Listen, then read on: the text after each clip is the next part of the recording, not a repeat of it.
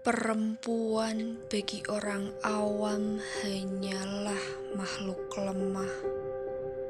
Namun, kuat hati kami jauh dari kata gundah. Kau boleh merendahkanku, sikap dan watak bicara tentang lakuku. Kau harus tahu, kecerdasan dan tindakan tidak memandang siapapun. Ragamu boleh terpasung, tapi jiwa dan pikiranmu harus terbang sebebas-bebasnya. Dan kupersembahkan kisah ini untuk seluruh perempuan kuat di muka bumi pertiwi.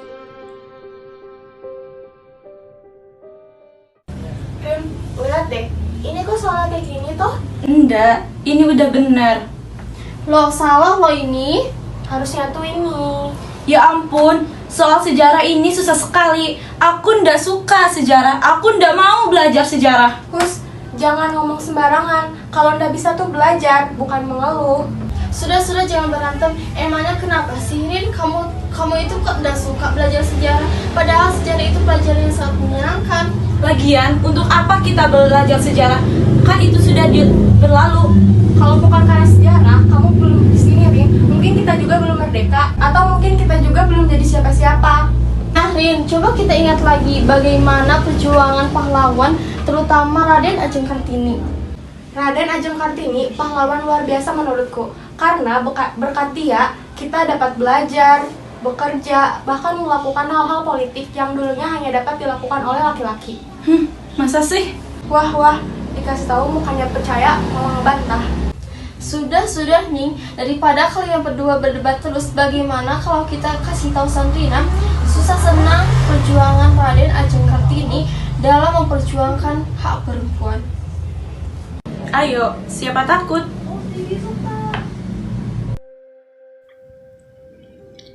Raden Ajeng Kartini lahir pada tanggal 21 April 1879 di kota Jepara.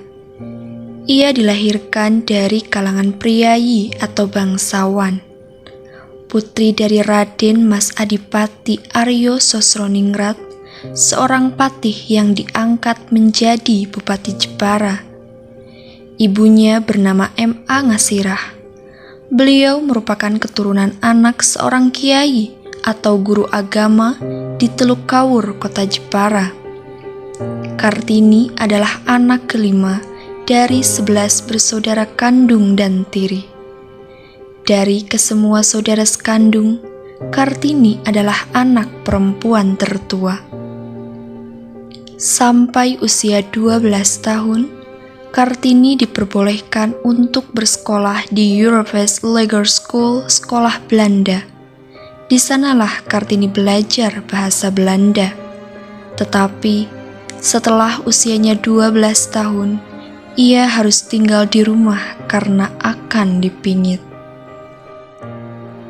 Waktu itu, setiap anak perempuan yang dianggap sudah dewasa akan mengalami masa pingitan. Masa di mana seorang perempuan tidak boleh keluar sebelum menerima lamaran. Semua cita-cita seakan dirampas oleh adat yang selalu dibenarkan. Disinilah ceritanya dimulai. Dari kejauhan, terlihat seorang perempuan yang tengah berlari. Namun, tiba-tiba, Hei Menden! Ayo boleh, kau iki lagi dipingit, kau jangan melakukan yang janda. Tapi Sundari nggak mau pulang, Bu. Sundari mau sekolah. Sundari nggak mau dijodohkan. Opo, sekolah. Tugas perempuan itu harusnya masak. Sekolah buat Opo. Nggak akan ada gunanya buat kowe. Tapi Sundari ingin jadi anak yang pintar, Pak. Bu, Sundari nggak mau dijodohkan. Wes, gak usah ngimpi kamu. Pokoknya bapak karo ibumu bakal tetap menjodohkan kowe. Tapi Sundari nggak mau pulang, Pak. Nggak usah ngebantah kamu ya, nggak usah nangis. Kenapa iki? Sundari nggak apa-apa. Nggak ada apa-apa, Raden Ajeng. Kenapa Sundari iki menangis? Wes punten Raden Ajeng. Jelas no. Ono apa iki? Nggak ada apa-apa kok Raden Ajeng. Kuro-karo bapaknya Iki hanya ingin menjodohkan Sundari. Loh, kenapa Sundari muridku iki harus dijodohkan? Permisi Raden Ajeng. Loh, kok? Si Raden Ajeng, panjenengan disuruh Raden Mas Aryo untuk segera pulang ke rumah. Yo wes, ono ora opo. Matur nuwun. Setelah menghampiri Sundari dan kedua orang tuanya, Kartini dengan saudarinya pun pergi untuk kembali ke rumah. Dalam perjalanan pulang, mereka bertiga berbincang mengenai keadaan perempuan yang selalu memprihatinkan karena harus terus mengikuti adat istiadat yang selalu dibenarkan. Seperti halnya yang tengah menimpa Sundari saat ini. Seharusnya perempuan seusia Sundari tengah menempuh pendidikan guna mencapai cita-citanya, bukan malah sebaliknya, terpaksa harus melakukan perjodohan. Hatiku rasanya hancur sekali melihat kejadian seperti tadi. Kita tidak boleh diam. Kita harus bertindak sesuatu. Kebiasaan macam apa ini? Itu yang selama ini aku pikirkan, Adi. Kita harus bertindak sesuatu. Setuju Mbak Yu.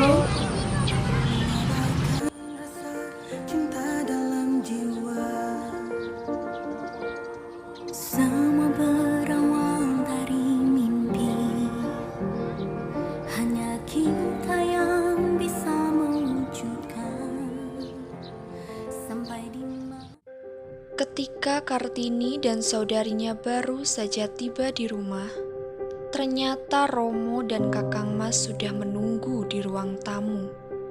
Tanpa menyuruh mereka untuk duduk terlebih dahulu, Kakang Mas langsung memarahi juga menanyai mereka dengan emosi.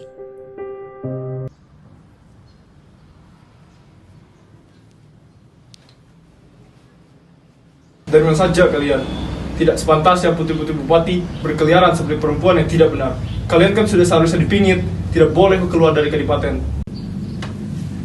Wes, ora sepantasnya kowe iki memarahi adik-adikmu seperti itu.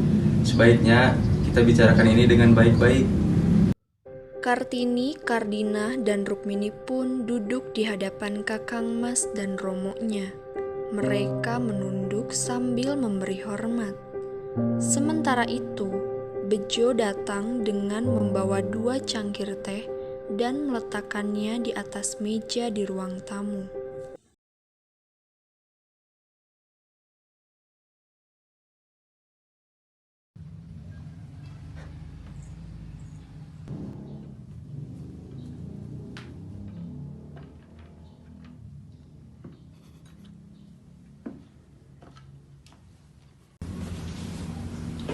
Deres punten impun Romo. Kulo karuning adik-adik kulo hanya ingin menemui muridku Sundari, putri dari Bapak Prapto. Hus, kowe kalau ngomong itu jangan sembarangan. Nyuhun pangapunten Kang Mas Romo. Kulo karuning adik-adik kulo baru saja mengetahui kalau Sundari, putri dari Bapak Prapto akan segera dijodohkan. Dijodohkan? Opo, hubungan dengan kowe itu kan sudah menjadi hal yang biasa. Sundari pun kelak akan mengalaminya. Tapi di sini Sundari tidak menginginkan perjodohan itu, Kakang. Kebiasaan perjodohan seperti ini sangatlah berbahaya bagi calon ibu. Apalagi saat ini Sundari masih sangat muda. Sudah seharusnya saat ini Sundari masih bersekolah. Bocah wadon iku, buat apa perlu sekolah?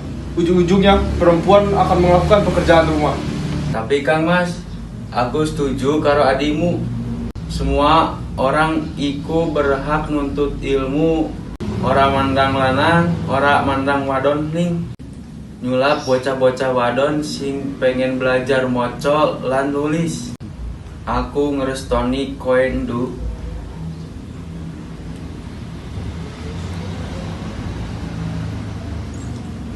Matur nuwun Romo, matur nuwun. Nggih, ndu.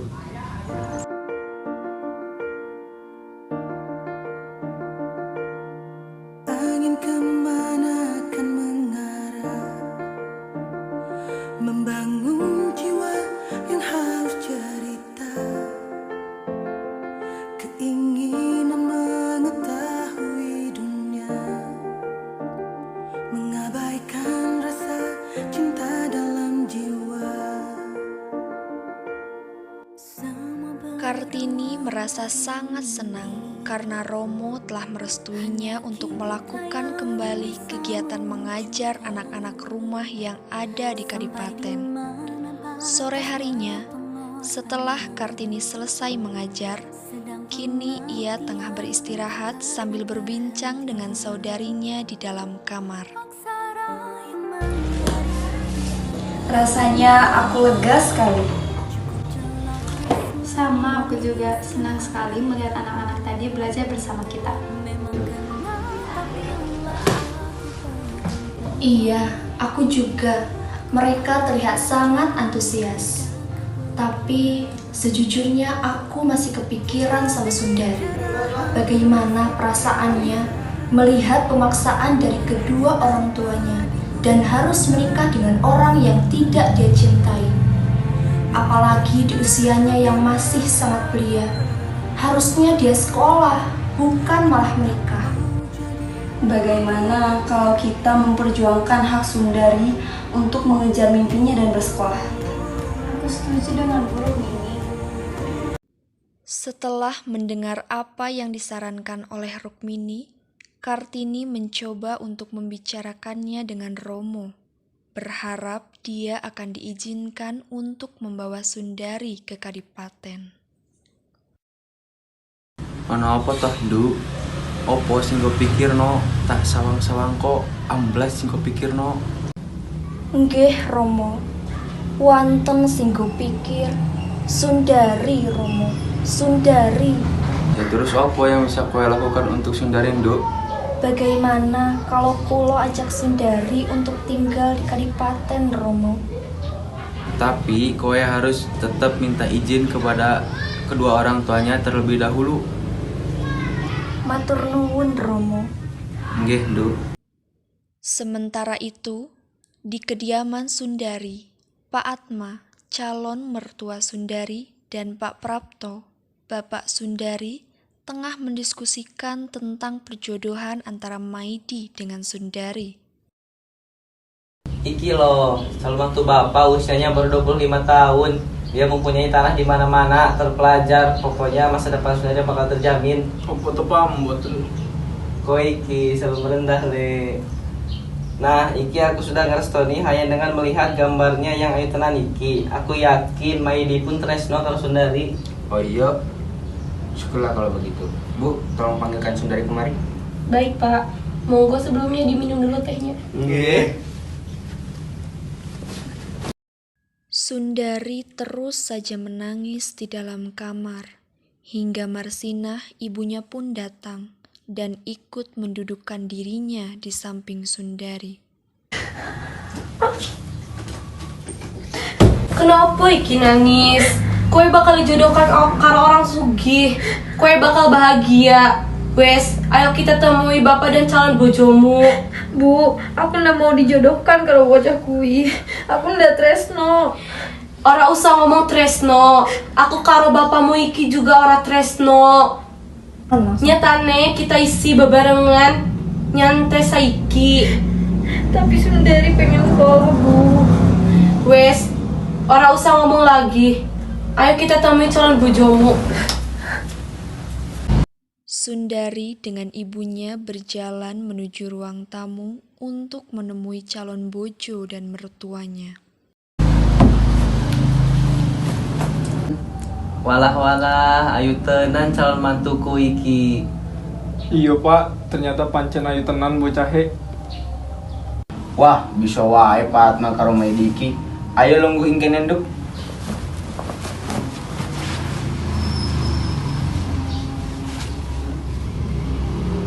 Saat sedang berbincang, tiba-tiba pintu rumah Sundari ada yang mengetuk.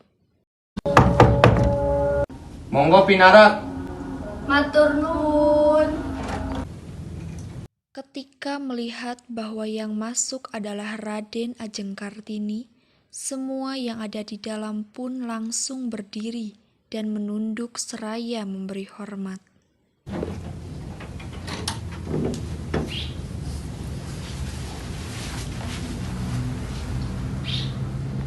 Maaf Raden Ajeng, kalau boleh tahu apa kira-kira maksud panjenengan datang kemari? Aku pengen ketemu karo Sundari, tapi ngopo kok iki rame-rame koyo gini? Raden Ayu, kulo ndak mau dijodohkan. Kulo pengen sekolah kayak panjenengan. Kulo pengen sakit moco, sakit nulis, biar pinter kayak panjenengan. Tapi apa? Kulo terus dikekang oleh hukum adat. Kulo harus dibelenggu oleh keadaan.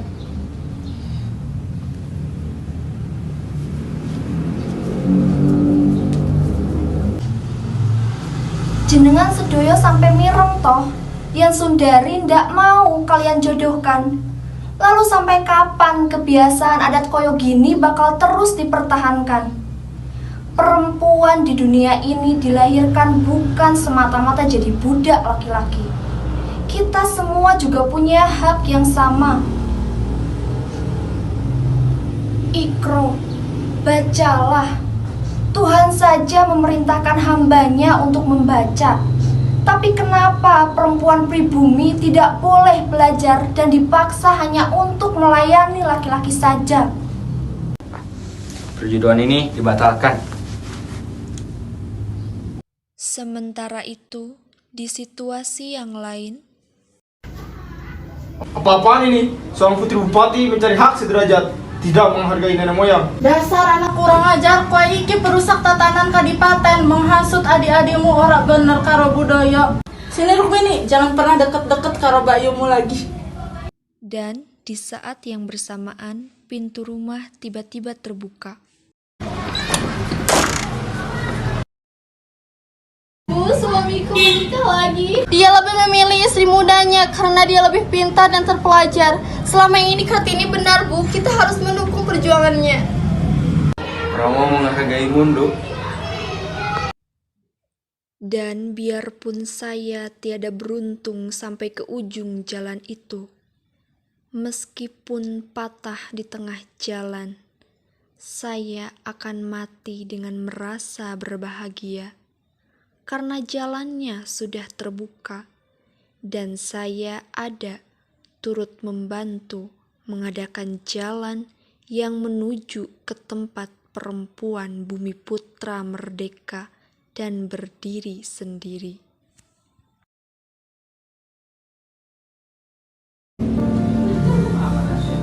Gimana Rin? Masih tidak mau belajar sejarah?